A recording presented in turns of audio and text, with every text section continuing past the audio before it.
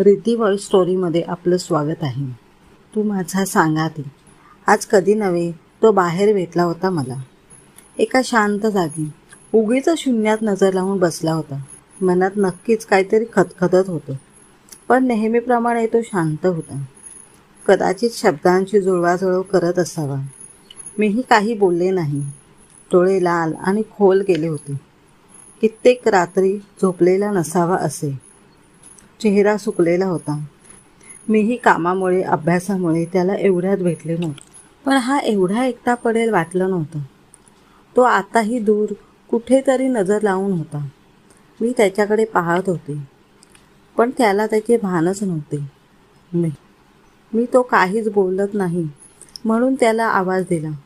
त्याने दीर्घ श्वास घेतला. माझ्याकडे पाहिले. तब्येत ठीक आहे ना तुझी? मी काळजीने विचारत त्याच्या माथ्यावर हात